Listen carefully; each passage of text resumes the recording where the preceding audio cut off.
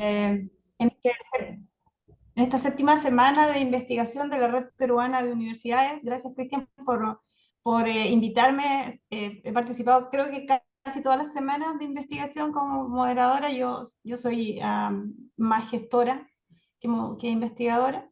Y bueno, voy a dar comienzo. Las pautas del día de hoy es que los investigadores tienen, eh, se me olvidó si 15 o 5 minutos, pero acá.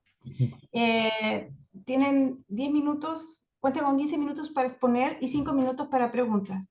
Al minuto 10, yo les voy a decir, estamos en el minuto 10, y un minuto antes de que acabe, también les voy a comentar, y si ya se están extendiendo mucho, les voy a pedir que paren la presentación para poder respetar los horarios, porque después viene otro panel, ¿sí?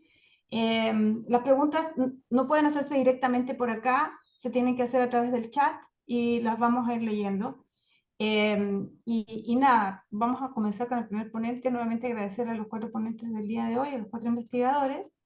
Y voy a pedir al doctor Dan Edith Vivas Ruiz de la Universidad Nacional Mayor de San Marcos, quien es biólogo con mención en genética y biología celular, magíster en biología molecular, doctor en ciencias biológicas, de especialidad bioquímica, biología molecular y bioinformática en toxinas de origen animal, un conocimiento de citogenética y sistemática molecular en mamíferos pequeños, docente investigador nombrado de la Universidad Nacional Mayor de San Marcos, Facultad de Ciencias Biológicas. Adelante, Dan, tienes 15 minutos para la presentación. Muchísimas gracias, Ana. Ante todo, gracias también al RPU por la invitación en este evento bastante importante y trascendente. Voy a iniciar entonces con mi presentación. Por favor, me avisan si es que lo ven en modo pantalla. Sí, sí se ve, Dan. Listo, perfecto. Bien, el tema que les voy a comentar el día de hoy es acerca del estudio de los mecanismos moleculares de la acción migrastática de pictobina sobre la línea celular de cáncer de mama MDA-MB231. El que les habla es otro Central Viva, soy del Laboratorio de Biología Molecular de la Facultad de Ciencias Biológicas de la Universidad Nacional Mayor de San Marcos. Entonces, vamos a comenzar para poder tener un contexto con nuestro público acerca de qué es la pictobina. La pictobina es una enzima, es una serinoproteasa que fue aislada del veneno de serpiente. ¿Y de qué serpiente? De Botros pictus. Botros pictus es una especie endémica de Perú que se ubica en toda la costa central de nuestro país. Y esa ubicación le hace muy peculiar. Ha desarrollado evolutivamente mecanismos muy singulares y que también se ven expuestos en su veneno. Ahora, la enzima que fue identificada, parte siempre de una pregunta de investigación que fue ¿cuál es el efecto de esta serinoproteasa en el envenenamiento? Bien, la pictobina es una enzima que actúa de una manera semejante a la trombina. La trombina es la enzima que se encarga de coagular la sangre cuando nosotros nos hemos hecho una herida. Entonces, la trombina actúa sobre el fibrinógeno y luego desencadena la producción de la malla de coagulación y eso evita que nosotros suframos hemorragia. Por eso se le conoce a la pictobina también en el ámbito científico como las thrombin-like enzyme. Ahora, en esta imagen, que es con microscopía electrónica de barrido, hemos hecho la comparación de lo que hace la trombina humana tanto en fibrinógeno como en sangre. Como ustedes pueden observar, tanto en el fibrinógeno purificado, la trombina hace una malla muy compacta y en sangre también forma una lámina que atrapa a los glóbulos rojos, a las plaquetas y con ello formar el tapón plaquetario. Pero la pictobina hace cortes muy singulares. Ustedes ven aquí que se observa un entramado. Y a nivel de la sangre también se observa. Entonces, ahí tenemos una diferencia. Sus coágulos no son tan estructurados como si lo son con la trombina. ¿Y cuál es el fundamento de esto? Es que la pictobina ya, va a actuar sobre el fibrinógeno, pero a diferencia de la trombina que corta las dos ramadales o los dos fibrinopéptidos, tanto A como B, pictobina solo trabaja degradando la cadena A alfa. Y cuando uno hace el estudio a nivel de HPLC, ve que solamente se está liberando el fibrinopéptido A. Por esa razón, lo que nosotros tenemos aquí es la formación de un coágulo inestable. Tan inestable que por la misma presión de la sangre, este coágulo se rompe. Lo que da un efecto muy singular, que produce la coagulación in vitro pero promueve la incoagulabilidad sanguínea en vida. Ahora bien, por otro lado, tenemos al cáncer de mama triple negativo. El cáncer de mama triple negativo es uno de los cánceres más agresivos. ¿Y cuál es su característica? Que carece de 3 receptores. El receptor de progesterona, el receptor de estrógeno y el receptor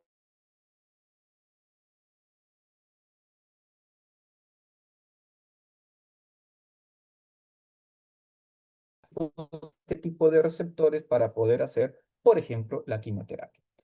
Entonces, el cáncer de mama triple negativo, técnicamente se ha propuesto que es el 15% de los cánceres de mama que se están investigando en la actualidad. Ahora bien, dentro de esto surge la línea celular MDA-MD231, que es una línea celular que tiene unas peculiaridades y que se emplean bastante. ¿Por qué? Bueno, aparte de ser triple negativo, tiene la P53 mutada, ¿ya? Y tiene una característica de tener un comportamiento invasivo bastante agresivo. Y por eso se utiliza bastante para poder medir las propiedades metastásicas y la sensibilidad a determinados fármacos. Entonces, estos son los dos factores que les voy a conversar el día de hoy. Entonces, ¿qué hace la pictobina en esta línea celular de cáncer de mama triple negativa? Surgió como una curiosidad científica en realidad, y aquí entra a tallar un colega, que es el doctor Félix Urra Faúndez, de la Facultad de Medicina de la Universidad de Chile. Entonces, él me propone hacer los primeros trabajos de enzimas peruanas probándose en líneas celulares, de enzimas sofídicas para ser más específico. Entonces, en una primera instancia, cuando se probó la citotoxicidad de pictobina en la línea celular de cáncer de mama triple negativo comparado a una línea celular de cáncer de pulmón, no se observó una significancia, es decir, no tenía un efecto citotóxico. Esto en realidad a uno lo desanimo porque simplemente esperamos que mate la sangre. Pero a estas células, pictobina lo que sí hace es retrasar su migración. Eso fue un descubrimiento bastante interesante porque además este tipo de efecto era, o es mejor dicho, selectivo. Es muy antimigratorio en cáncer de mama, pero no en cáncer de pulmón. Ahora tocaba testar cómo es que produce esto. Entonces, en ese afán empezamos a investigar. Y como el doctor Félix Burra es experto en metabolismo mitocondrial, me dijo, probemos en mitocondrias. Y el asunto empezó a pintar bonito. En primer lugar, la enzima empezó a actuar en la membrana mitocondrial. O sea, empezamos a ver una despolarización en la membrana mitocondrial. Luego empezamos a ver una carencia en el proceso bioenergético mitocondrial, en donde empezaba a disminuir lo que era la producción de ATP, lo que obligaba a las células cancerígenas a realizar la glicólisis en elevada proporción. Esto era interesante, pero más allá fuimos al punto de microscopía confocal y en este caso nos dimos cuenta de que la enzima atacaba el network mitocondrial. ¿Y qué significa esto? A nivel de las células de cáncer de mama, las mitocondrias se forman en una sección, como si fueran unas pilas contiguas, formando un network mitocondrial que ustedes observan en esta parte, en la parte izquierda. El control es un fármaco que hace que ese network mitocondrial se destruya y que las células, o mejor dicho, las mitocondrias se individualicen. Ese mismo efecto lo produce la enzima. Entonces, en otras palabras, lo que la enzima estaba haciendo era destruir el network mitocondrial y empezar a individualizar las pilas, por lo cual estas baterías ya no podían darle la suficiente energía para la migración de las células. En ese ánimo, quisimos testar otro tipo de enzimas sobre la línea celular. Y así empezamos a encontrar la presencia de una fosfolipasa y luego la presencia de una metaloproteasa. Ambas tienen efectos singulares.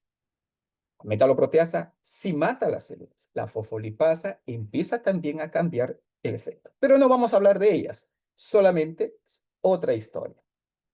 Entonces, ¿qué nos quedaba tener esto? Empezar a buscar los potenciales mecanismos por el cual estas enzimas estaban haciendo su acción. Y de toda la literatura que empezamos a revisar, empezamos nosotros mismos a postular los potenciales efectos de estas enzimas, en donde las thrombin-like, en donde participa la pictobina, se sabía que podía interaccionar con un receptor, pero ruta abajo se desconocía completamente. En ese afán, entonces, es que empezamos a hacer enfoques moleculares para poder descubrir esos mecanismos. Y aquí tengo y les presento a tres de mis colegas prácticamente tesistas que participan actualmente en elucidar ese mecanismo. Entonces, uno de ellos es el biólogo Raúl Rivas. ¿Qué hizo Raúl? ¿Qué se le encomendó a Raúl? Empezar a ver qué genes a nivel mitocondrial estarían siendo afectados cuando las células son poco activadas con pictobina. Resultados interesantes. Estos son preliminares con NA3, ¿ya? En proceso de publicación, así que no puedo compartir en realidad esto. Pero citocromo C, ¿ya? Que sabemos que está relacionado con el proceso energético y que también está relacionado con el proceso de apoptosis, va a sobreexpresarse. SLC2A1, este es el gen que tiene que ver con la expresión de los GLUTs y de una manera muy peculiar se encuentran sobreexpresados. Y luego ANT3, que es una translocasa que se encuentra en la membrana mitocondrial para que entre adentro. Estos se encuentran sobreexpresados, que serían un efecto un poco raro a lo que celularmente muestra pictobina. Pero luego, en ese mismo interín, 5 está minutos, Dan. perfecto, es Meloy, y descubre algo sorprendente. La expresión del factor de necrosis tumoral se ve reducida. En un principio esto sonaría algo antagónico, porque sabemos que los factores de necrosis tumoral alfa son los encargados de inducir apoptosis en las células, pero en el cáncer de mama estos se encuentran sobreexpresados y actúan contrariamente, induciendo mayor viabilidad celular y migración. Entonces, en ese contexto, estamos encontrando una relación que se afecta al inductor de la viabilidad y de la migración, y las células en un intento de permanencia están sobreexpresando los GLUTs y los transportadores de adenosina para poder activar la vía glicolítica de las células cancerígenas, en este caso de cáncer de mama, pero ya prescindiendo de la energética mitocondrial. Entonces, lo que queda es este gran paso que ha dado el biólogo magíster Giordano Espinosa en la producción recombinante de pictobina. Esto nos permite a nosotros tener mayor cantidad de la enzima y poder desarrollar más investigación al respecto. Y este otro señor, Diego Flores, ya metió a la bioinformática.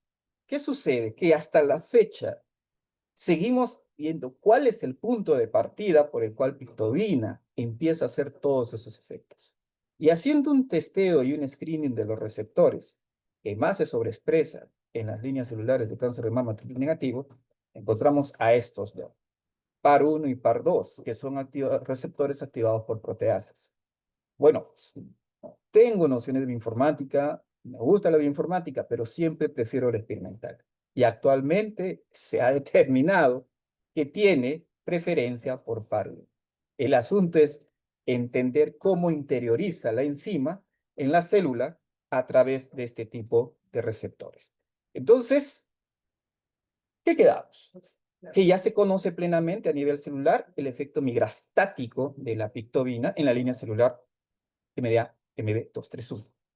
La primera aproximación molecular es que la enzima modula la expresión génica relacionada a la bioenergética mitocondrial.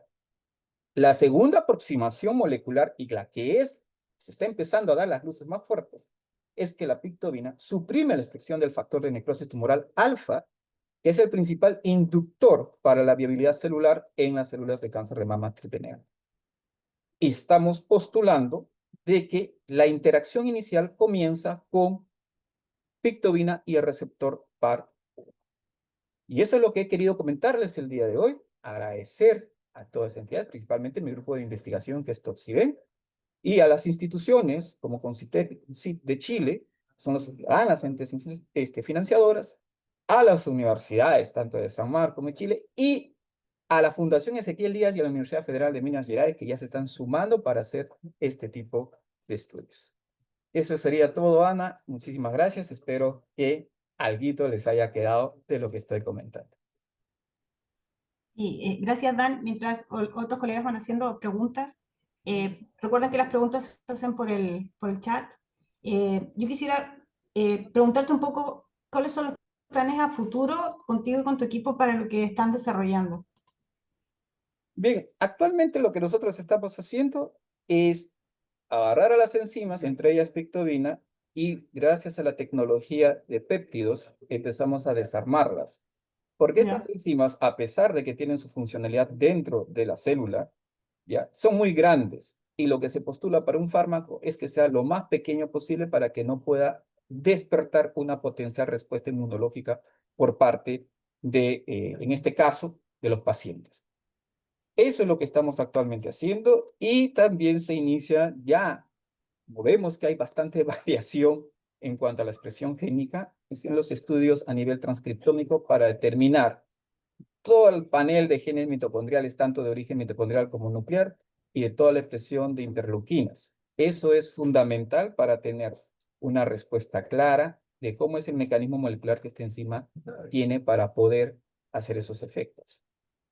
O sea, lo que ustedes están haciendo es construir la ciencia básica para luego, después de eso, uno podría pensar que podría haber algún tipo de solución con respecto al cáncer. O sea, lo que Claro, están haciendo ahora es la exacto. parte básica.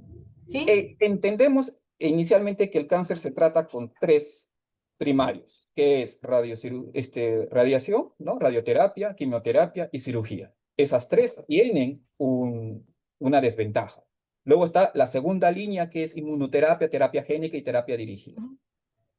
Y luego entra esta otra, en donde ya se prueban péptidos, porque son más pequeños, más dirigidos y con ello ya tener menos efectos secundarios justamente por la eficacia de los targets en donde van a actuar.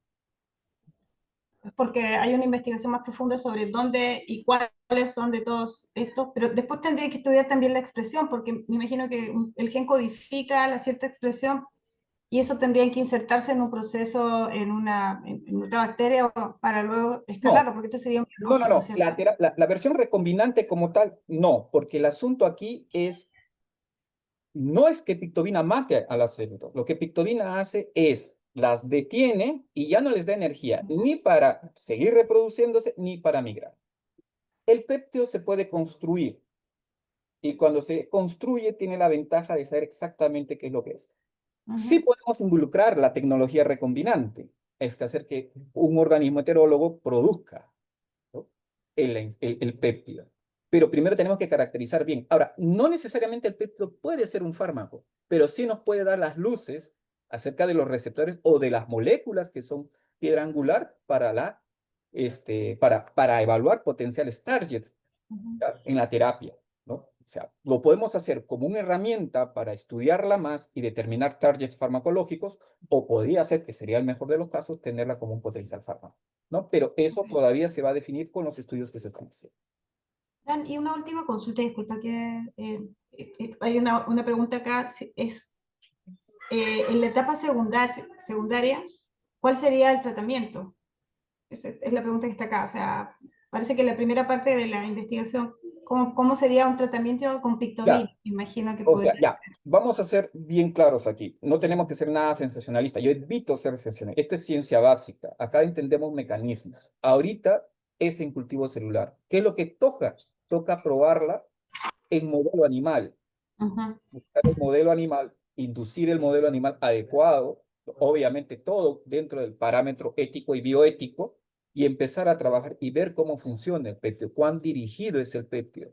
Esa es la etapa. Y luego ya viene la etapa preclínica, pero estamos hablando nosotros de 3 años, 4 años y posterior. Así funcionan las cosas, ¿no? Pero ya se tiene medicamentos, captopril, que se usa para hipertensión. El captopril es de origen de veneno de serpiente y muy pocos conocen eso, es de Boto Yararaca de Brasil. Y el tirofam, que se utiliza para isquemias cardíacas, también es de origen de veneno de Mm. serpiente. Entonces, pero estos han tenido todo un tiempo para poder salir al mercado porque se necesita la aprobación de las entidades adecuadas y sobre todo evaluar efectos secundarios.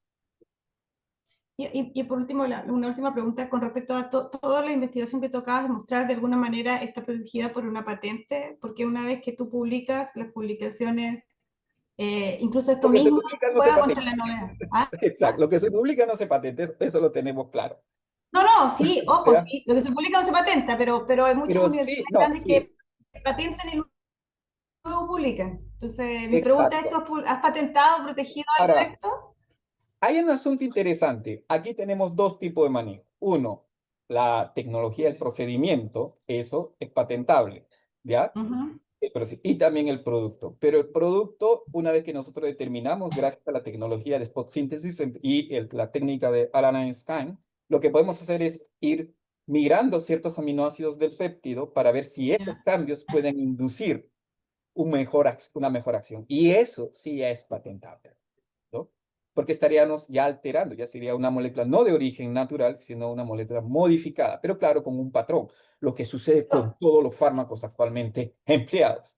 Solo que revisa porque Estados Unidos cambió sus normativas, Ajá. justamente porque había ellos están desarrollando mucha biotecnología muy vinculada a descubrir básicamente el genoma de algo y hacer más o menos lo mismo que tú en diferentes áreas. Entonces ellos han hecho una reinterpretación, por si acaso. Me enteré hace 2 semanas. Entonces ellos siempre Bueno, reinterpretan ahorita nosotros no estamos todavía solicitando apoyo a las oficinas de patente. En Chile están muy interesados de esto, ¿no? Entonces, es una patente ¿Por qué crees que compartida. la Universidad de Chile está interesado en esto? Entonces, ¿Ah? yo creo que anda a tocarle la puerta a tu universidad que tiene una... No, Disculpa, yo soy del área de completo. innovación y transferencia, por eso es que Hay igual bastante cualquier interés. cosa nosotros Hay, desde Cayetano lo hay podemos apoyar. compañías que ya están escribiendo y determinando de que sí se podía hacer este tipo de cosas, ¿no?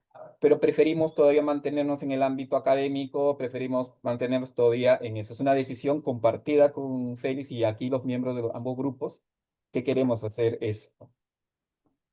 Sí, solo para comentarles que gran parte de la producción científica que tiene el país es utilizada por otros para presentar patentes, por si acaso. Sí, lo O sea, sabemos muy bien. tenemos Lo una sabemos muy alta, bien. Y hemos nosotros detectado nos da lo tres mismo. casos. Hemos detectado tres Sí. casos. Sí, No, no, no, o sea, lo utilizan como fundamento para las patentes, no es que te la copien, utilizan la ciencia básica hecha en nuestro país y la utilizan para construir las reivindicaciones que ellos mismos hacen, o sea, no es que nos la roben, nos la copien, no, como pero está a eh, disposición lo eh, utilizan. créeme que te digo Sí. que hemos identificado tres casos en donde no han mencionado para nada las cosas que se vienen haciendo, pero que el fundamento es muy semejante. Pero afortunadamente nosotros conocemos la pieza entera y eso es la gran ventaja que tenemos cuando suceden estos casos, ¿no? Creo que hay una pregunta que no sé si se salió al último. No, dice, ¿en qué plantas? Dice, si la pictobina es la enzima de la serpiente, ¿existen Ah, también plantas que contienen esta enzima? no conozco de una familia de serinoproteasas a nivel de plantas. Puede ser por mi ignorancia, porque yo no trabajo en plantas, pero hay que recordar que los principios activos de las plantas más que nada son los alcaloides que contienen, no tanto de origen proteico. Repito, es por mi ignorancia de que yo no trabajo mucho en plantas. Gracias, Dan. Ya nos quedan 2 minutitos, no veo otra pregunta. Eh, Dan, no sé si me quedé yo o te quedaste tú congelado. Ah, ya, decía que desconozco en plantas. Y mencionaba de que por esa ignorancia que tengo, lo que yo sé de las plantas es que la mayoría de principios activos viene de la naturaleza de alcaloides o de cierto tipo de lípidos complejos, ¿no? Lípidos cíclicos, más que de proteínas. Pero reitero, eso es por ignorancia mía en ese tipo de cosas. No me meto con las plantas, más que para comerlas y tomar infusión. Gracias, Dan. Gracias por tu participación el día de hoy y interesante trabajo, lo dicen acá. Y bueno, nada, pasamos ahora al otro ponente. Muchas gracias, Dan. Muy lindo Gracias el a cada trabajo. uno de ustedes. Gracias.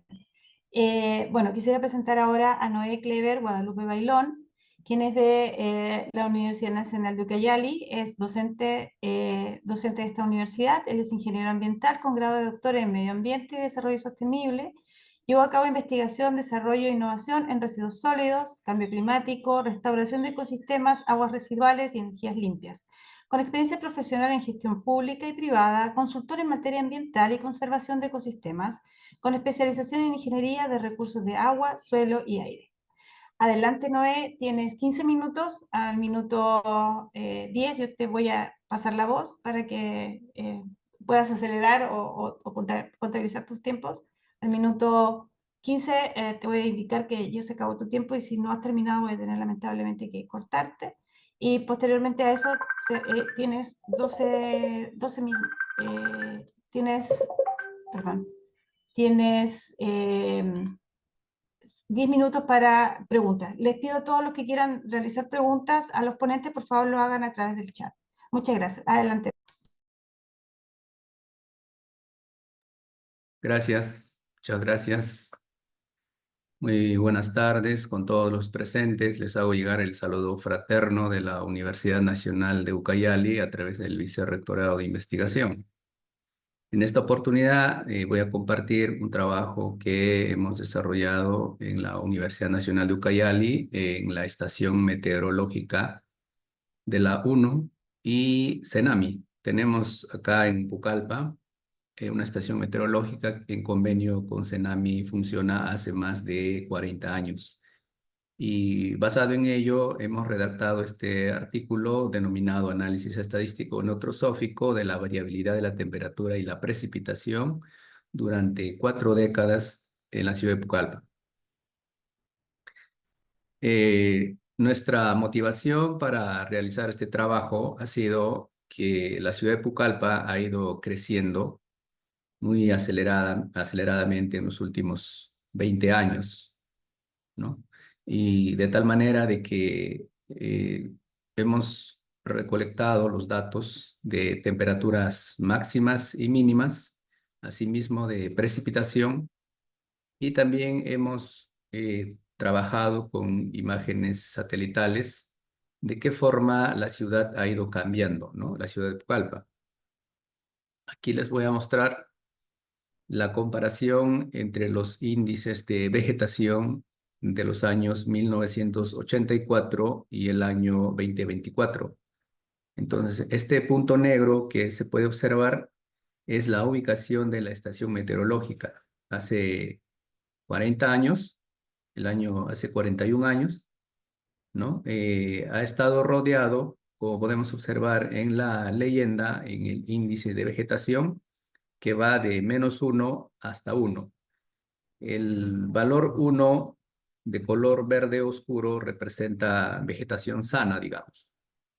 Y el color que va más hacia el color naranja ya representa cuerpos de agua, representa cemento, también representa el color amarillo, por ejemplo, representa cambio de uso de suelos para agricultura o sencillamente son espacios degradados, vamos a decir. Entonces, esta imagen nos ha llamado la atención bastante y hemos decidido relacionar con la variación de temperatura, ¿no? Para verificar si hubo una variación en estos 40 años de temperatura. Asimismo, relacionar con los fenómenos del niño, el fenómeno de la niña que se ha llevado a cabo a nivel nacional o ¿no? que ha ocurrido a nivel nacional y ha afectado a grandes ciudades.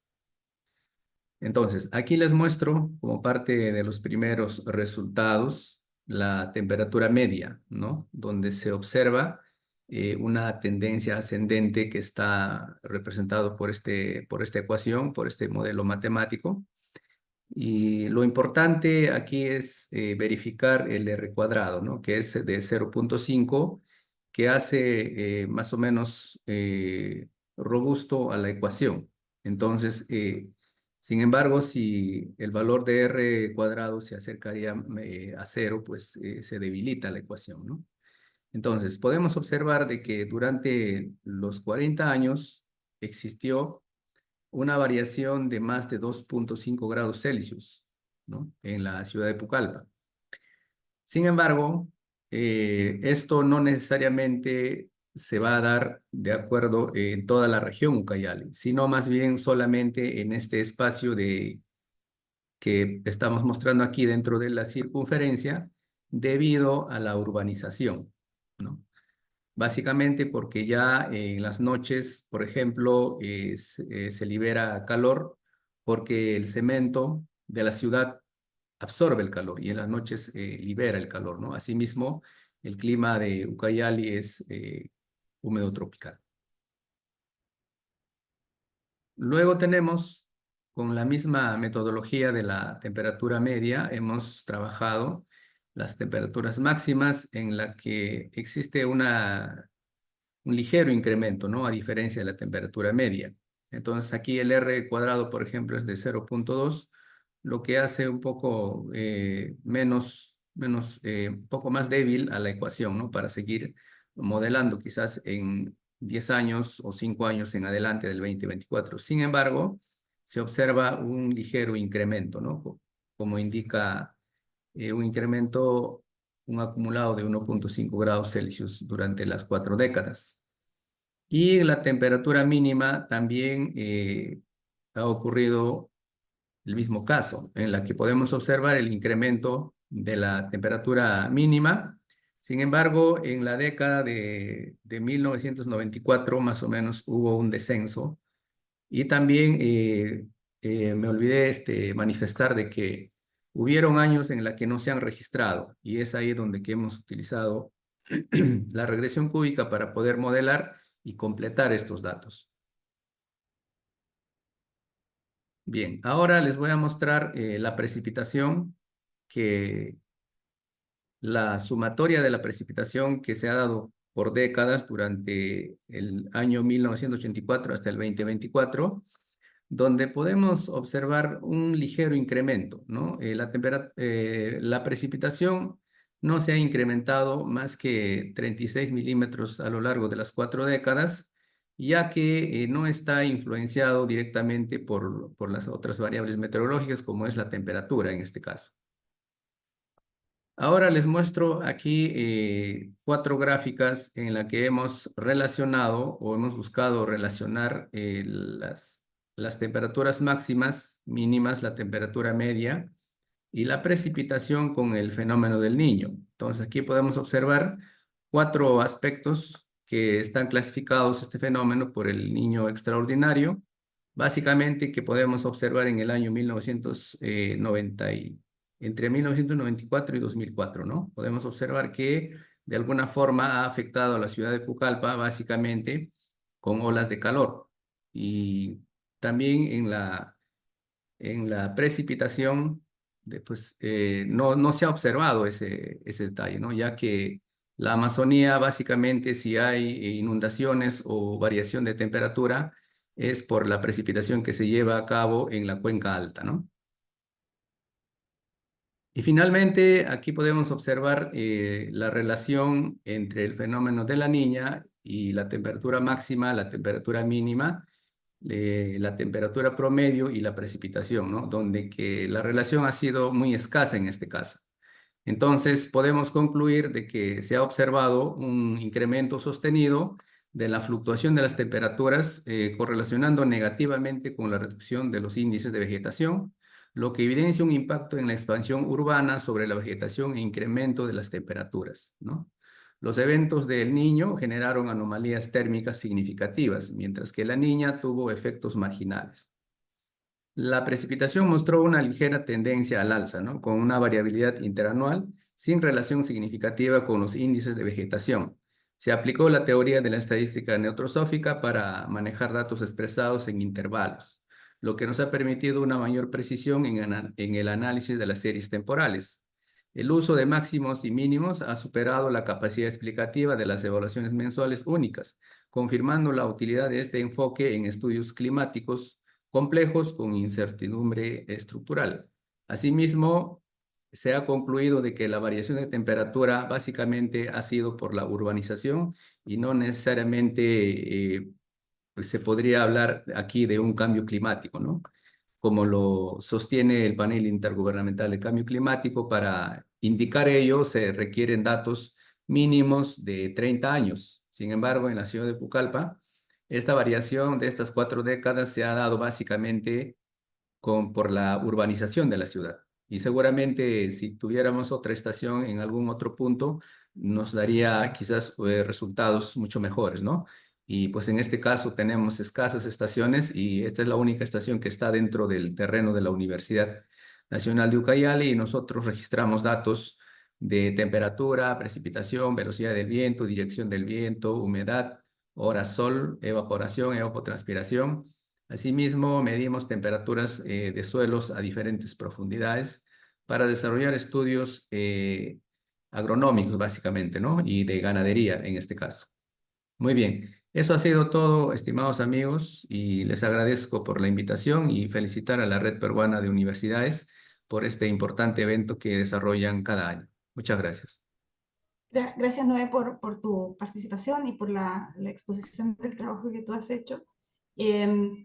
Entendería que esto es solamente restringido al espacio de la ciudad de Pucallpa, no podría extrapolarse, digamos, a ninguna otra, ¿o sí? Efectivamente, efectivamente. Este trabajo básicamente se ha hecho en un radio de 15 a 30 kilómetros, ya que según la literatura ese es el radio válido que una estación registra, ¿no? Ajá. Si queremos extrapolar, como usted lo menciona, tendríamos que tener datos de otras estaciones, la cual adolecemos en Ucayali, ¿no? Escasos estaciones Eso te iba a tenemos. preguntar, ¿es por qué no existen en Exacto, Ucayali? no Solo... existen, no Ya, existen. ok. Yo Lo cual creo es más que esta terrible todavía. estación ha sobrevivido porque está dentro del terreno de la Ya, universidad y mantenemos el convenio con Senami, ¿no? Entonces, de esa forma se ya. ha mantenido y tenemos datos de más de 40 años en este caso. Claro, ustedes han preservado estos datos y han preservado la unidad de investigación y eso les permite, digamos, poder hacer esta investigación. ¿Es la Así primera es, investigación que hacen de esto? ¿Donde ya hay un acervo de datos suficientemente grande? ¿O tú pudiste ver otras investigaciones? Porque lo que tú estás diciendo ahí es que en realidad el fenómeno del niño es muy leve porque veía que no había una correlación directa y que más bien todo el aumento se ve vinculado al cemento. ¿Hay así otros es. estudios que son similares en otras ciudades, por ejemplo, de la selva? Claro, hemos tomado como antecedentes algunos estudios que han desarrollado en el Brasil, por ejemplo, ¿no? Y nos hemos basado en las metodologías también que ellos han utilizado y les ha ocurrido el mismo fenómeno, ¿no? Por ejemplo, en esta imagen que es muy importante para nosotros, podemos verificar más o menos por aquí, por donde está la simbología del norte, si habría ahí una estación, definitivamente que en los dos, en el 84 y en el 2024 continúa el mismo color de los índices de vegetación que es de color verde oscuro, ¿no? Por consiguiente, podemos inferir de que en esta zona las temperaturas se mantienen o si ha habido una variación por el cambio climático a nivel global es mínimo y podría concordar con lo que indica el panel intergubernamental. Sin embargo, la estación está ubicado en este punto negro que lo indico con esta flecha blanca y pues podemos verificar aquí que efectivamente la ciudad va creciendo, se va expandiendo y de hecho que las personas desarrollan cambio de uso del suelo, ¿no? Y pues ponemos cemento, quitamos bosque y esa ha sido la consecuencia de la variación de la temperatura básicamente. Y de hecho que esto sirve para el tema de, por ejemplo, para los tomadores de decisiones, ¿no? También es importante mencionar de que el mes de septiembre se ha identificado con el mes que tiene mayor grado en lo que es la temperatura, ¿no? Las temperaturas máximas llegan a 36, 37 grados en el mes de septiembre y hay grandes ocurrencias de incendios forestales, por ejemplo. Entonces es muy importante para los tomadores de decisiones e inclusive se ha tomado datos del Map Biomas de Brasil o Map Biomas Perú, fuego también, y con eso se trabaja acá en Ucayali porque los incendios forestales son recurrentes en esos meses por las olas de calor y la escasez de precipitación, ¿no? Ok. Dice, hay una pregunta, dice, ¿cuál es la relación entre la precipitación y el parque automotriz con el CO2? Interesante esa pregunta, habría que hacer un estudio al respecto, ¿no? Me parece un tema muy interesante que lo tendríamos que trabajar, ¿no? Porque nosotros tenemos los datos de precipitación de 40 años en este caso. Hay años Sí. o meses en las que no se han tomado, como en pandemia, por ejemplo. Sin embargo, hay metodologías para poder interpolar y obtener ese dato, ¿no? Eso Ujú. podría manifestar al respecto. Ok. Sí, no tengo ninguna otra pregunta. Gracias, Noé, por tu participación, por la experiencia. Me imagino que esto ya ustedes lo publicaron. Así es, lo hemos publicado. Sí. Felicitarlos y ojalá que puedan ojalá que Senami tenga otra estación fuera, en otro lugar, para que puedan tener puntos de comparación, o por lo menos Exacto. extrapolar a una área mucho más grande, porque la Amazonía es tan grande, y Pucallpa ha crecido y se ha expandido, y Así sigue es. en proceso de Y crecimiento. sigue. Entonces, sí, Ujú. sí conozco Pucallpa, por eso te decía que he ido ya 3 veces y cada vez está más grande, o sea, como que se va comiendo a la selva. Entonces, nada, muchas gracias, Noé, por tu intervención, y si pudieras dejar de compartir para que pudiera compartir la doctora Norma. Muchas gracias por estar el día de hoy Gracias. en Muchas la... gracias.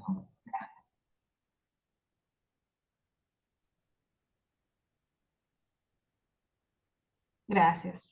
Bueno, ahora, gracias, Noé. Ahora voy a invitar a la doctora Norma Salinas Revilla.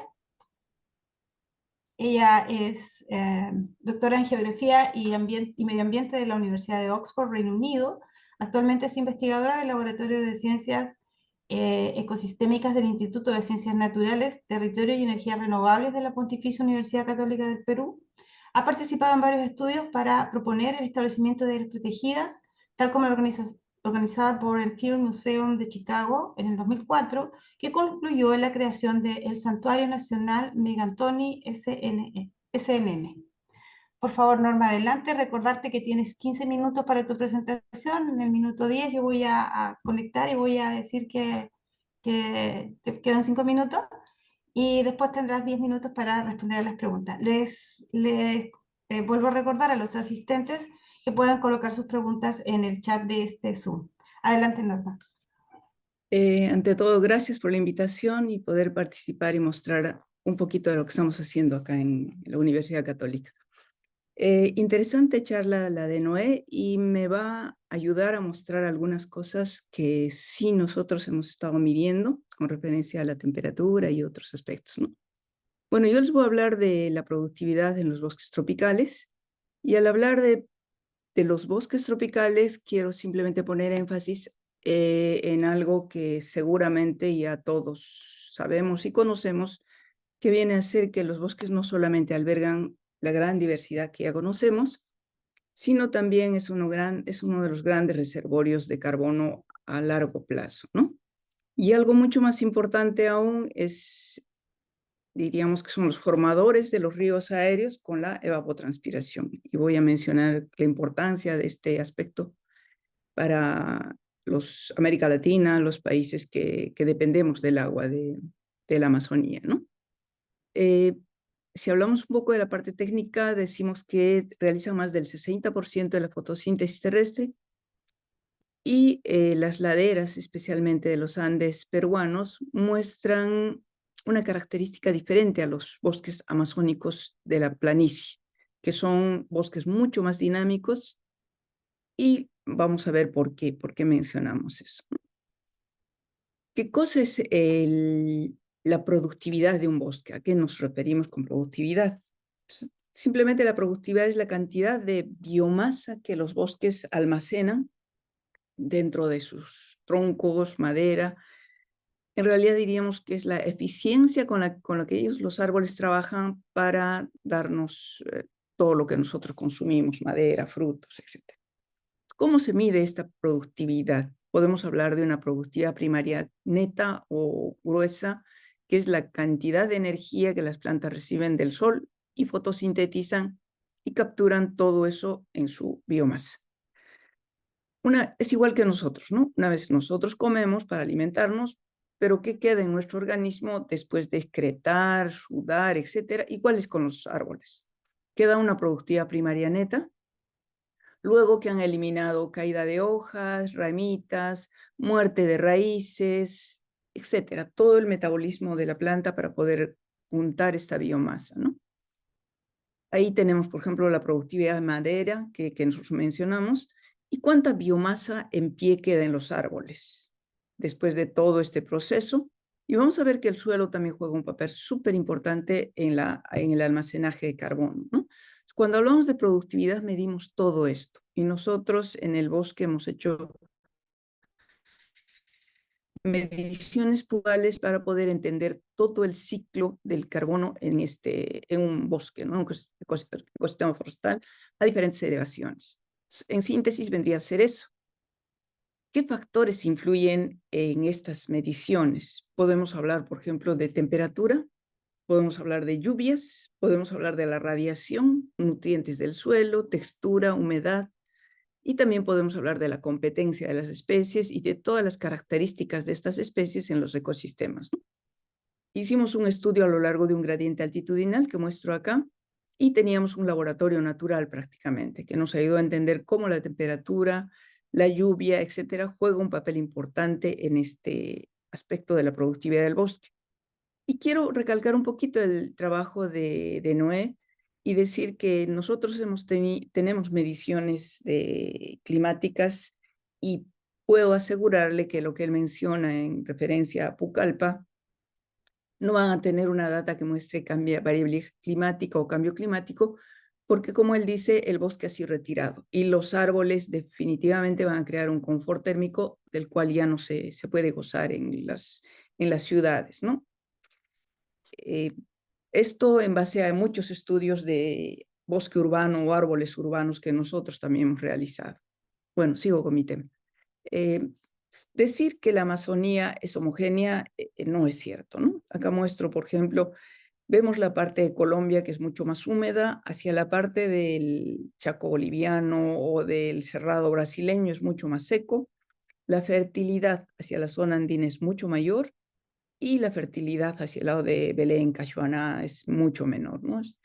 Todo eso origina que el bosque sea totalmente diferente. Son dos gradientes principales, podemos hablar de más gradientes, pero estos son los que marcan más la productividad en el bosque, ¿no? ¿Cómo exploramos estas relaciones?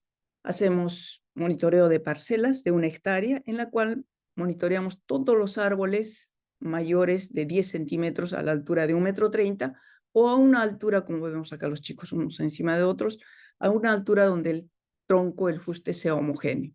Y realizamos otro tipo de mediciones, ¿no? Mediciones realmente de bajo costo y que pueden ser aplicables. Nosotros hemos hecho mediciones, por ejemplo, de suelo, biomasa de suelo, fotosíntesis, captura de hojarasca, todo este conocimiento, para mí es un orgullo decir que ha sido exportado fuera.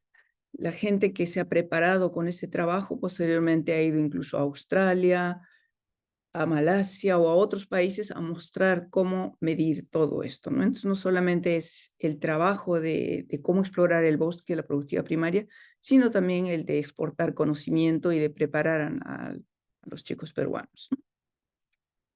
Hay otra forma de medir la productividad, y es con algo que nosotros estamos trabajando y que es el consorcio Andes Flax. ¿En qué consiste?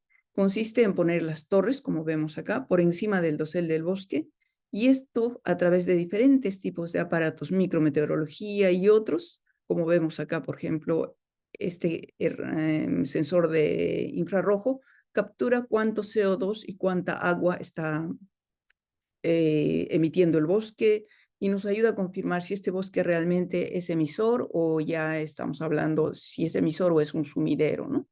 Son puntos importantes que también medimos ahí, ¿no?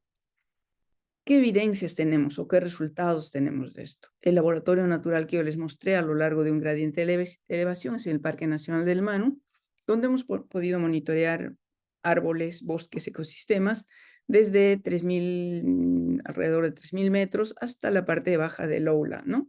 Y vemos, por ejemplo, si hablamos de la productividad primaria gruesa, vemos que en la parte alta hay una energía, diríamos, que el bosque captura de 21,76 megagramos por hectárea, mientras que en la parte baja, ya amazónica, esta productividad es mayor.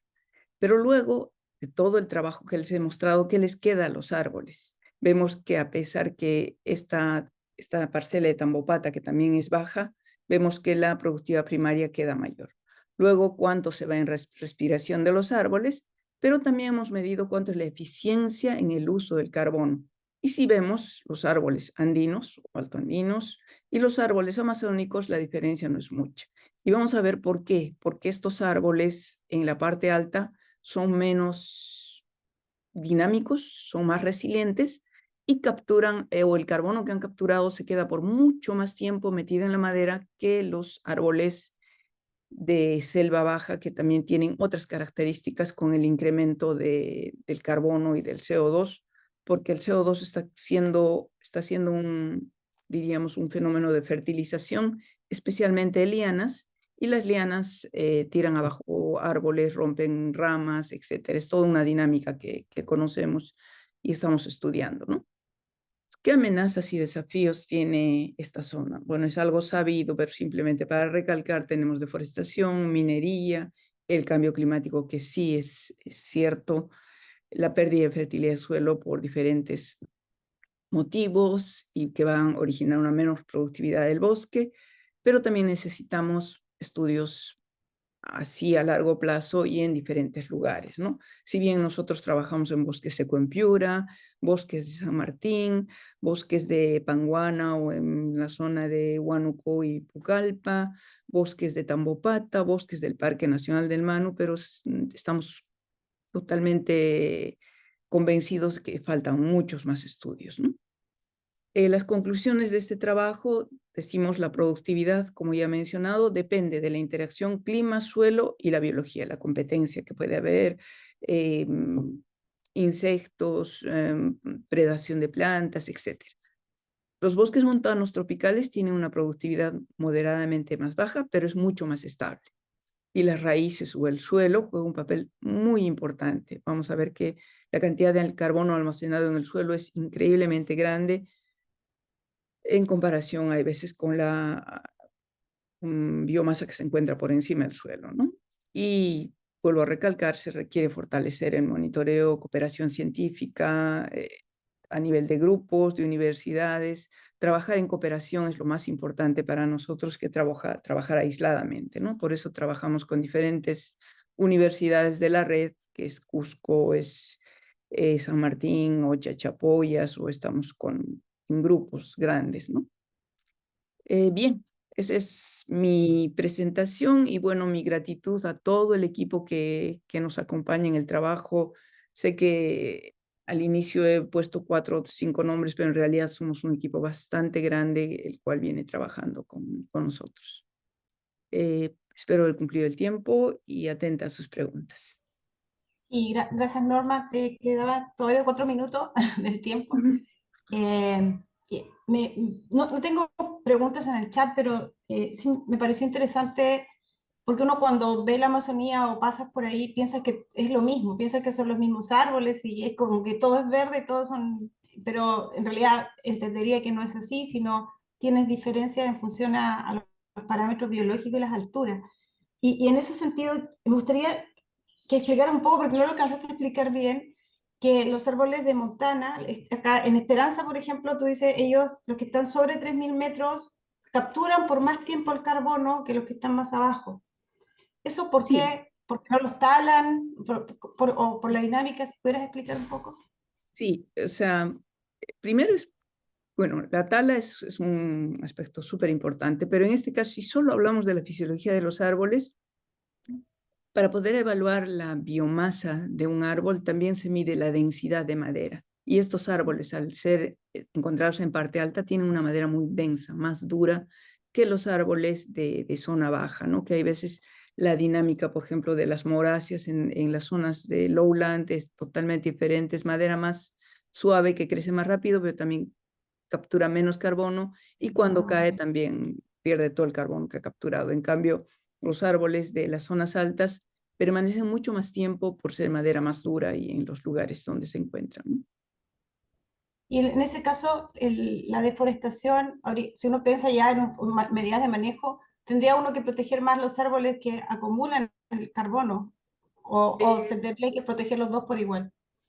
Es proteger los dos por igual. Tanto en la parte amazónica también existen árboles de madera mucho más dura, ¿no? Y como digo, en la parte brasileña, por ejemplo, encontramos este fenómeno que es la fertilidad y eso hace que en esta zona los bosques, por ejemplo, vivan por mucho más tiempo, árboles de más de 200 años capturando la madera y guardando. Es por eso la importancia de preservar la Amazonía.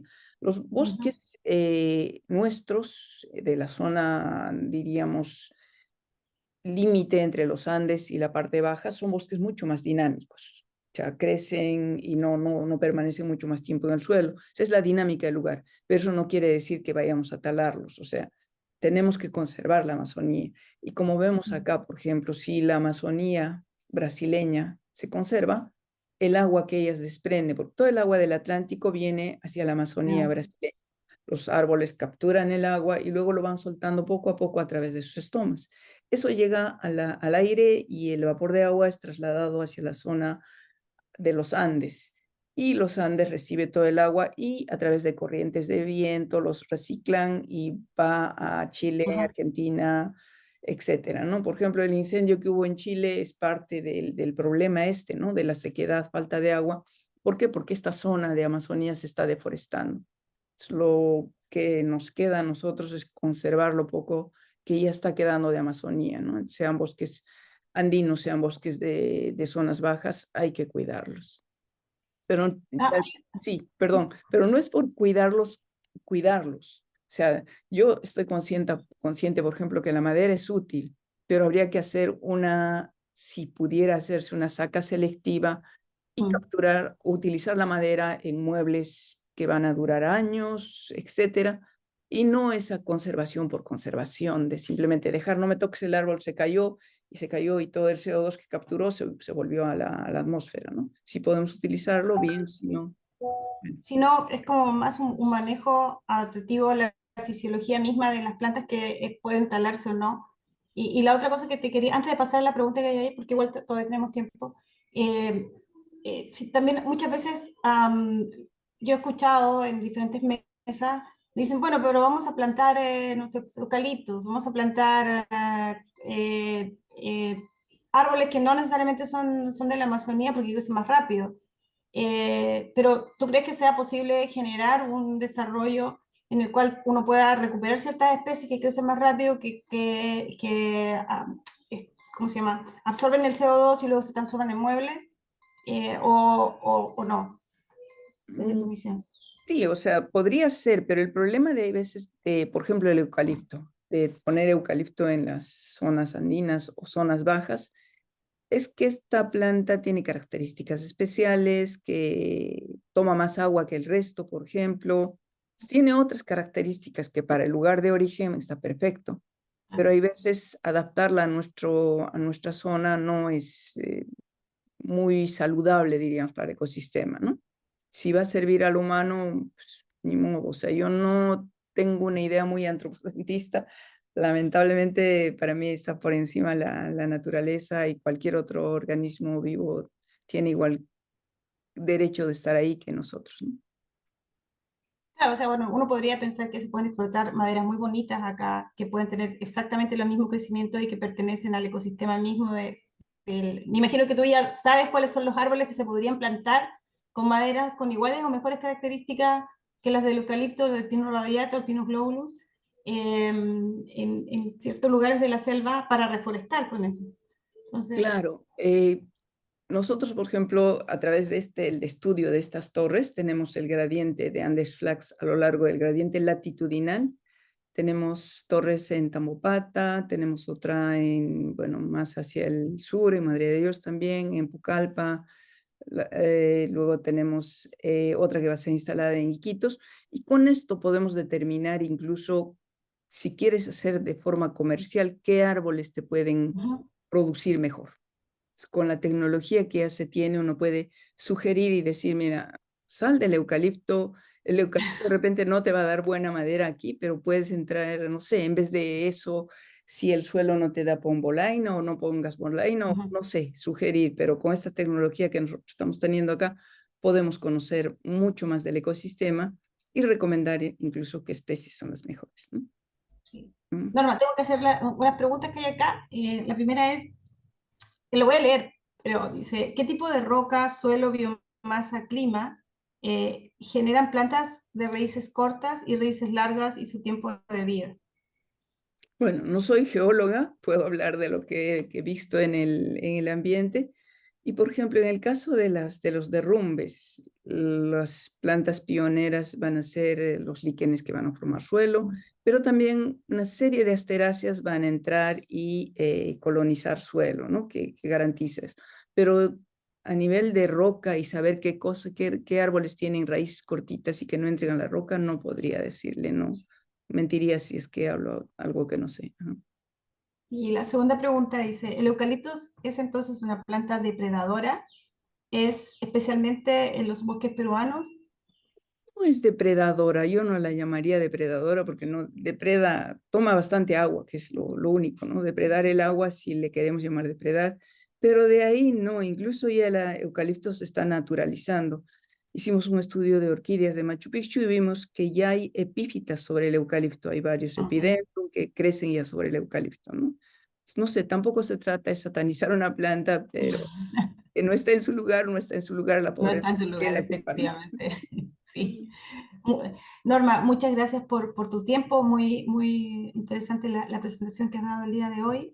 Preciosas las torres de investigación. Me alegro que las tengan y que proporcionen suficiente información para tener un manejo adecuado del bosque en pie y de las cosas que se pueden sacar de ese bosque sin ir en contra del futuro del bosque mismo. Y sí se puede. Entonces, nada, muchas gracias y espero verte en otra oportunidad en la RPU. Gracias, Norma. Ahora invitaría al doctor Jorge Solignas Ruiz de la Universidad Nacional de la Amazonía Peruana, quien es docente de la Facultad de Ciencias Forestales de la UNAM, ingeniero forestal por la Universidad Nacional de la Amazonía con maestría en Ciencias Forestales, mención en Manejo Forestal y actualmente aspirante a doctor en Ambiente y Desarrollo Sostenible. Profesor e investigador de la Facultad de Ciencias Forestales de la Universidad Nacional de la Amazonía Peruana, actual coordinador del Laboratorio Especializado de Medio Ambiente del Centro de Investigaciones de Recursos Naturales y miembro activo del Grupo de Investigación Variaciones Espacio-Tiempo de Atributos Forestales de la UNAM. Jorge, como les comentaba a los otros participantes, cuentas con 15 minutos para la presentación. A los 10 minutos yo voy a indicarte que solo te quedan 5 y posteriormente tendrás 10 minutos para las preguntas. Y a todos los colegas que están en la sala les pediría que hagan sus preguntas en el chat. Por favor, adelante, Jorge. Sí se estaba viendo la presentación. Gracias. Gracias. Ahora corrijo esto. Me avisan, por favor, si se puede ver. No se está viendo. A ver, ahí sí se está compartiendo. Ok. Ok. No sé si estará no sé si se Ahí puede ver. sí, ahí se ¿Sí? ven ¿Ahora grandes, sí? sí. Sí, ahí se ven grandes. Ok. Muchas gracias. Bueno, en principio, muchas gracias por la oportunidad de poder compartir lo que estamos haciendo también. Mis felicitaciones para la Red Peruana de Universidades por esta iniciativa tan importante para poder compartir las cosas que venimos haciendo a lo largo del país. Creo que la doctora Norma Salinas me ha facilitado mucho el trabajo, pues porque necesitamos comprender algunas cosas que son sumamente importantes y que ella lo ha manifestado de manera bastante precisa. Y es que Amazonía, cuando pensamos en Amazonía, aún viendo el, viendo desde el aire, cuando viajamos en avión, ¿no? Y lo podemos ver un horizonte bastante uniforme. Esto en realidad en realidad no se contempla de esa manera cuando ya haces una evaluación a nivel de ecosistema. Entonces los ecosistemas son muy diversos, ya la doctora lo ha mencionado también, cuáles son esas características que se tienen. Entonces, y cómo es que el que se acumula carbono, las características que tienen los ecosistemas y cómo estos también cambian en relación a su tema de su densidad de la madera, cómo es que cambian también en relación a la estructura de las plantas que existen en cada uno de esos ecosistemas. Y eso también a nosotros nos ha llevado a pensar en un proyecto de considerar los aspectos de alometría de las especies forestales para hacer una cuantificación de biomasa y carbono a escala local. Esto debido precisamente a que actualmente se vienen trabajando en diversos Jorge, aspectos. Sí. discúlpame, una sola consulta. ¿Tú estás pasando la presentación o estás en la primera lámina? Ahora voy, solo Ya. una Eso era pequeña que no sabía introducción. si se había quedado. No, adelante, pasa. No te preocupes, gracias. Sí, entonces, eso es un poco el contexto en general. Todos los ecosistemas que tenemos en Amazonía tienen características diferentes. Ya nos han explicado también sobre eso.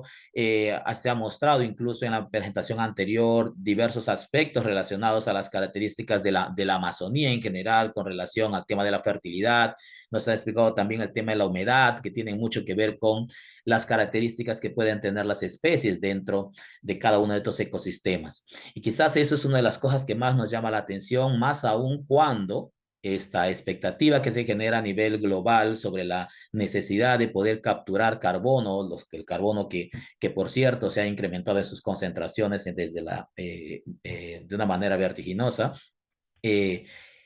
los ecosistemas amazónicos se constituyen ya en una fuente sumamente importante a considerar para el equilibrio global del clima, ¿no? Entonces, siendo estos, pues, grandes sumideros de carbono, esta variabilidad que pueda presentar tanto en su estructura como en la parte ecológica de las especies que crecen en cada uno de estos ecosistemas, también condicionan o presentan características diferentes en relación a la biomasa que acumulan. Entonces, actualmente se vienen trabajando con ecuaciones que se utilizan de manera globalizada dentro de la región amazónica y hoy hemos visto también en la presentación anterior cuáles son esas diferencias tan grandes y marcadas que pueden existir entre los ecosistemas y la necesidad de poder ir acortando la brecha de información que podamos tener en relación a comprender cómo se comportan los ecosistemas para poder manejarlos de la mejor manera. Entonces, estas ecuaciones, aquí en la figura vamos viendo quizás ecuaciones utilizadas tanto por dos autores de bastante trayectoria, y hay diferencias bastante grandes, pues, en relación a las estimaciones, aún utilizando valores, los mismos valores en relación a los diámetros, ¿no? A los diámetros de la madera, a la altura de los árboles y a la densidad de la madera, que también se mencionó en la presentación anterior, que condiciona, por cierto, la cantidad de biomasa que existe dentro de los árboles en los ecosistemas que se vayan a evaluar. Entonces, bueno, nosotros planteando un poco eso, hemos llegado también ya hace un par de años que hemos estado trabajando un poco en esto y hemos postulado también a unos fondos para poder continuar con lo que estábamos haciendo y estamos trabajando ahora con los fondos de Prociencia para hacer los estudios de patrones alométricos en especies forestales de la Amazonía, con miras pues a poder fortalecer los estudios que estamos haciendo hasta ahora. Entonces, esto es el objetivo de este proyecto, de lo que nosotros venimos haciendo, están destinados a evaluar las implicancias de la alometría de las especies forestales en relación a la estimación de la biomasa y carbono que puedan presentar en Amazonía, ¿no? Integrando tanto variables ecológicas, ¿no? Como factores específicamente relacionados a las especies y para poder mejorar la precisión ajustando los coeficientes de estas ecuaciones ya existentes. Entonces, en el contexto general, nosotros queremos involucrar e incorporar la parte de los factores ecológicos y de las condiciones propias de los ecosistemas en su aporte, ¿no? En su aporte a a la biomasa y carbono que se puedan acumular. Entonces, nosotros hemos identificado a lo largo de las cercanías a Iquitos también en bosques de características similares, 4 puntos importantes para poder hacer esta medición, ¿no? Que están en la zona del río Napo, y las zonas cercanas también al río Amazonas y al río Italia. Entonces, ¿qué es lo que hacemos? ¿No? Nosotros lo que hacemos es instalamos parcelas permanentes de 1 hectárea en las que las subdividimos en subparcelas de 10 por 10, ¿no? Subparcelas que, por cierto, en las que se hacen los inventarios, se hacen las mediciones de diámetro, las mediciones de altura, y se toma información respecto a los diferentes elementos que hay en el territorio con respecto al tema de suelos y otros elementos más. Entonces, en cada una de estas subparcelas se hacen las mediciones de los árboles se toman muestras botánicas para poder identificar las especies que están dentro de del área de estudio. Y dentro de estas áreas de 10 por 10, que son 100 subparcelas, se toman 1 o 2 subparcelas al azar para que se pueda hacer la cuantificación por pesado de cada uno de los individuos que puedan estar en ese espacio pequeño de 10 por 10. Entonces aquí en las imágenes vamos viendo también que nosotros tomamos muestras no solamente de botánicas, sino también muestras de hojas, ramas, ramillas, el tronco, por diferentes secciones para se los pesa en campo y el total de cada uno de los árboles y se extraen muestras para llevarlas al laboratorio para que finalmente podamos determinar los valores de los pesos secos y también poder determinar cuánto es la densidad que tienen cada uno de estos individuos. Entonces, pero eso lo hacemos con un propósito, con el propósito de establecer también, porque se ha identificado que en el crecimiento de las plantas, tal como se ha explicado en la presentación anterior, hay diferentes variaciones en relación a su densidad por su ubicación y su condición, pero también en cada uno de los árboles hay cambios en la densidad a lo largo del eje radial y a lo largo del eje longitudinal. Entonces nosotros vamos a poder identificar en las bases de datos globales sobre las mismas especies que vamos a encontrar diferentes densidades de la misma especie, densidades básicas, y que al momento de hacer la cuantificación de la biomasa, evidentemente limita mucho el tema de cuánto realmente es limita mucho la precisión de las estimaciones que se puedan hacer. Entonces, el que se pueda identificar o se pueda cuantificar la densidad de la madera a lo largo del eje longitudinal y del eje radial, también nos ayuda a identificar cuánto puede estar influyendo los valores de densidad que se vayan tomando en la cuantificación de la biomasa. En adición a ello, nosotros estamos utilizando también ya algo de la tecnología drone y estamos utilizando datos LiDAR para poder asociar la información que podamos tener escaneando el bosque antes de los trabajos de campo que se vayan a hacer y después de los trabajos de campo que incluyen también la obtención de muestras y para poder ver cómo es que la cantidad de biomasa que nosotros cuantificamos por el método más preciso que es la del pesaje, se puedan asociar a los valores de biomasa que se puedan cuantificar con tecnología drone y podamos hacer los ajustes necesarios para poder hacer una cuantificación adecuada con esta tecnología. Entonces, nosotros aquí lo que nosotros hemos ido avanzando ya de este proyecto antes de la presentación, al Concitec también, hemos trabajado bastante la metodología con la gente que ha venido también de fuera y con quien estamos trabajando fuertemente. ¿Y para qué? Y estos resultados preliminares nos muestran de que hay algún factor también de relación entre la densidad de la madera, ¿no? Y cuánto es el contenido de humedad que pueda cambiar entre una parte de la planta y otra. Entonces encontramos diferentes elementos relacionados a la densidad de la madera y también vemos de que a mayor densidad de la madera, evidentemente hay menos contenido de humedad. Y esto, pues, y nosotros identificando de que hay cambios en la densidad de la madera en la parte basimétrica con respecto a la parte superior y los cambios en el contenido de humedad también, necesariamente tenemos que tomar en cuenta para que podamos hacer la cuantificación de la biomasa de la manera más adecuada. Entonces, asimismo, otra de las cosas que también estamos viendo es cómo es que los gradientes de la topografía pueden influenciar también en la estructura, tanto vertical como horizontal de las especies. Entonces, aquí ponemos dos ejemplos de las cosas que venimos trabajando. Esta es una zona que vemos en la imagen, ¿no? De los árboles que se han inventariado, entre la parte más baja y la parte más alta, en dos especies que se han tomado, solo para poner de referencia, el aguanillo, por ejemplo, que a medida que se va elevando el terreno, ¿no? Encontramos también mayores diámetros, ¿no? A la altura del pecho, en esta especie, ¿no? Y de manera contraria sucede en una de las grandes comalas que existen en Amazonía, es que a medida de que esta elevación se va sucediendo, los diámetros de las especies son más pequeñas. Y esto responde mucho a lo que ya nos habían comentado anteriormente también, ¿no? Es que cuánto contribuye la ecología de las especies al comportamiento en el crecimiento, ¿no?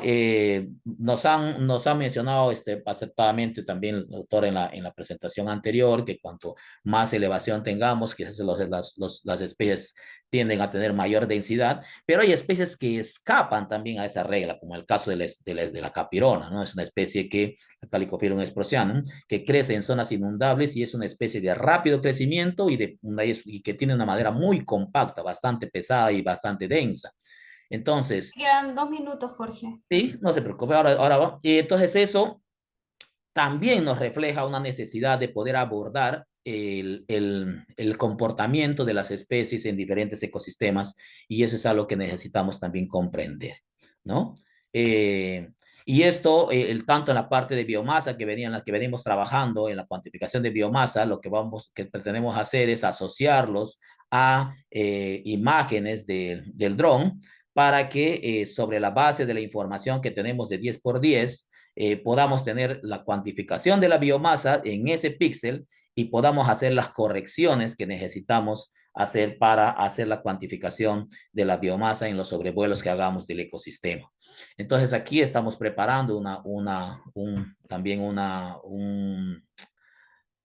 publicación relacionada a cómo estas sinergias lo permiten hacer pues esta cuantificación o esta caracterización de la biomasa en estos ecosistemas que estamos estudiando. Bueno, eso es lo que podía presentarles ahora, entonces estamos disponibles para las preguntas o los aportes que puedan tener. Gracias. Gracias, Jorge, por tu excelente presentación. Todavía no tengo preguntas en el chat, pero yo sí tenía un par de preguntas para ti.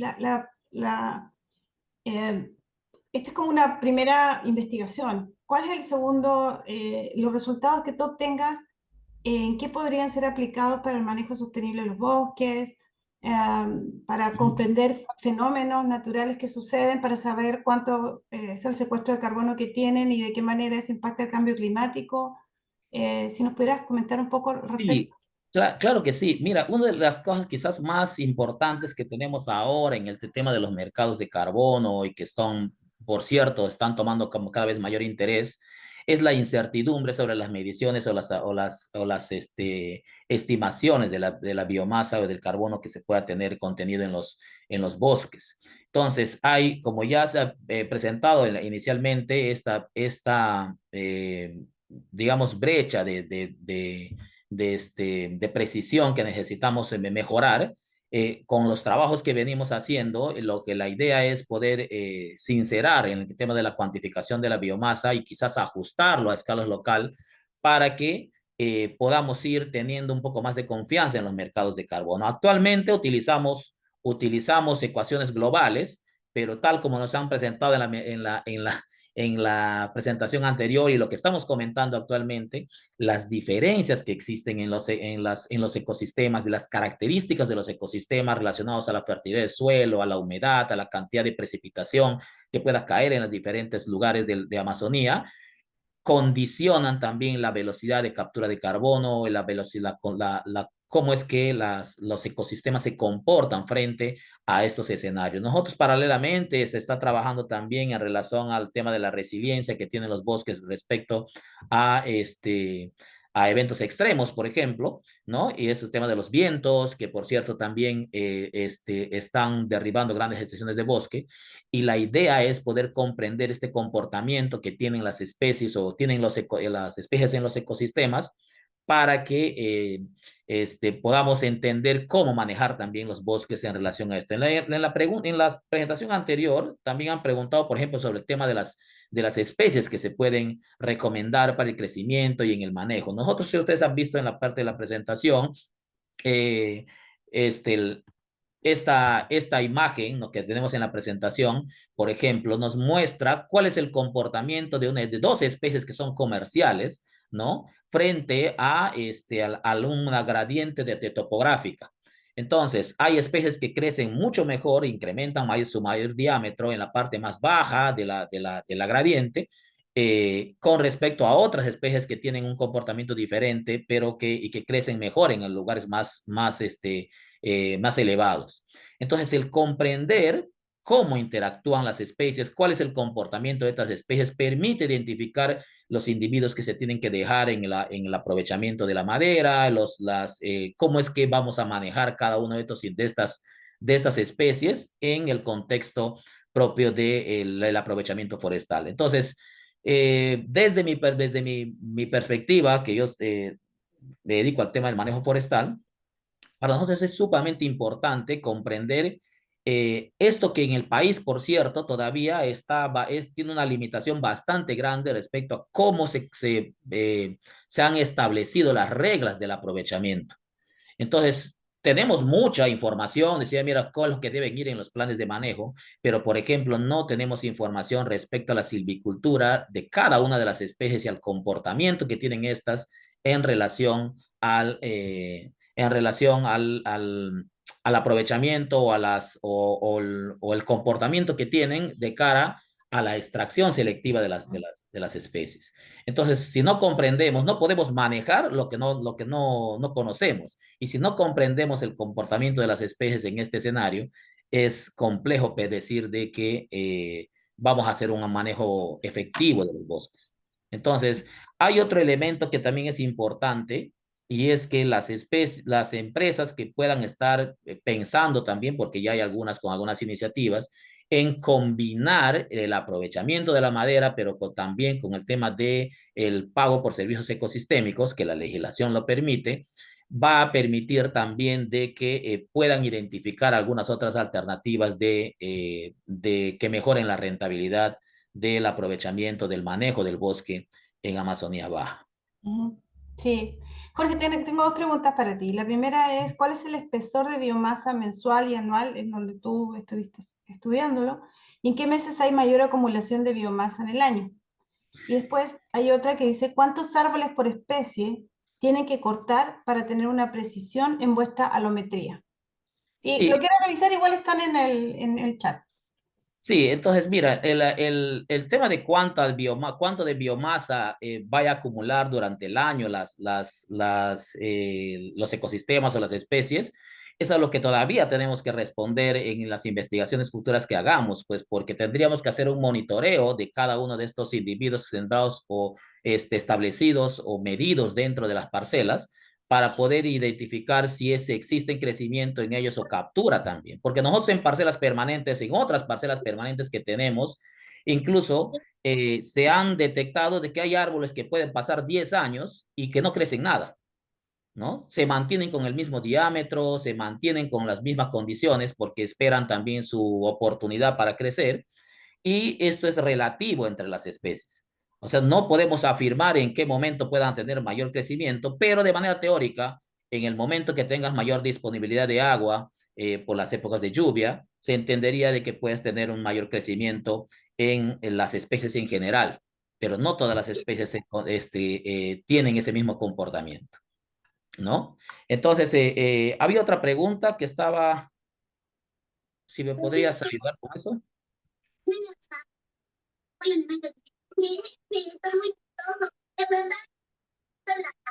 Ay, no puedo. Bueno, había otra pregunta, dice, ¿cuántos árboles por especie tienes que cortar para tener una precisión en vuestra alometría? Sí, es súper importante esto, porque nosotros no estamos haciendo la cuantificación o no pretendemos hacer la cuantificación a nivel de especie, sino estamos haciendo la cuantificación a nivel de ecosistema. Porque solamente para poner en contexto, solamente para esta parte de Amazonía en Loreto, tenemos alrededor de 2.000 especies, 2.000 especies de árboles, ¿no? Que si nosotros comenzamos a pensar de que necesitamos sacar un número de árboles multiplicados por la cantidad de especies que tenemos, sería una locura, ¿no? pero sin embargo, lo que sí hemos encontrado es de que la estructura de los ecosistemas cambian o pueden tener una respuesta en relación al crecimiento conjunto del ecosistema. Entonces, lo que vamos a hacer, lo que estamos haciendo, es de que en todo el estudio que podemos hacer, deberíamos tener alrededor de entre 70 y 100 árboles que tendríamos que someter al proceso, ¿no? De pesaje y todo para poder tener la cuantificación o las ecuaciones que nosotros pretendemos tener de manera robusta, ¿no? No, no hay más preguntas, Jorge, y estamos llegando como que justo hemos terminado en el minuto exacto. Les agradezco a todos por su precisión, excelentes presentaciones, yo creo que todas complementarias. No sé, Cristian, si se tomó una foto con los participantes, no sé la dinámica o quieren que cierre ya la sesión. Estamos perfectos con la grabación, ya tenemos la Ok. foto de todos los participantes, gracias. Ok, listo. Muchas gracias a todos y los esperamos en una próxima, en el octavo, en la octava versión de este evento. Y gracias a todos los participantes que estuvieron escuchando y también a los expositores por sus interesantes investigaciones. Muchas gracias. Hasta Muchas luego. gracias. Hasta luego. Gracias, buenas tardes. Buenas tardes.